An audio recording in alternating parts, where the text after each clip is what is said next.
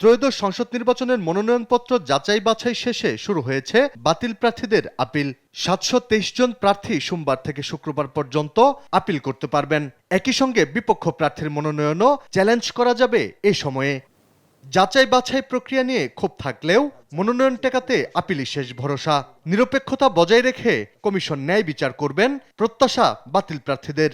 দস্তখত কোনো জায়গায় এটা হইতেই পারে, মানে এক জায়গায় আছে এক জায়গায় নাই, কিন্তু দস্তখত আছে। নমিনেশন পেপারে আমার ভোটার আইডি নাম্বার সংযুক্ত না থাকার কারণে আমার নমিনেশন পেপার বাতিল করা হয়।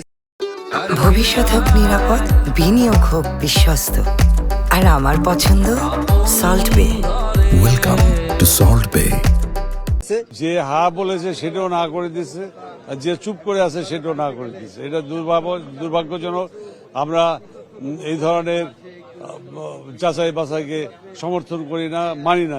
সোমবার সকালে আপিল কার্যক্রম ঘুরে দেখেন প্রধান নির্বাচন কমিশনার সহ ইসি কর্মকর্তারা। এ সময় ইসি সচিব বলেন, আইন অনুযায়ী আপিলের সুযোগ সবার জন্য উন্মুক্ত। যারা বৈধ ঘোষিত হয়েছে তাদের বিরুদ্ধে অথবা যাদের অবৈধ ঘোষণা করা হয়েছে তাদের বিরুদ্ধে উভয়ের ক্ষেত্রেই আপিল করার সুযোগ আছে। এবং আমরা এখানে এই আপিলের ব্যবস্থাটা আগামী 9 তারিখ পর্যন্ত চালু থাকবে। 10 তারিখ থেকে 18 তারিখ পর্যন্ত আমরা কমিশনে শুনানির ব্যবস্থা করব।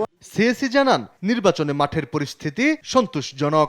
যখন নমিনেশন ফাইল করে অনেক লোক গিয়ে হাজির হয়, রিটার্নিং অফিসার ওখানে অনেক একটু ভিড় হয়, কিন্তু it will all be over ইনশাল্লাহ। আমরা এখনো কনভিন্সড যে আমরা একদম একটা ফেয়ার অ্যান্ড ক্রেডিবল ইলেকশন ইনশাল্লাহ দিতে পারবো। চিন্তা করবেন না, সবার সহযোগিতা নিয়ে ইনশাল্লাহ। আপিল নিষ্পত্তির পরই চূড়ান্ত হবে নির্বাচনের বৈধ প্রার্থী। আলী আক্কাস, আকাশ, দেশ টিভি, ঢাকা।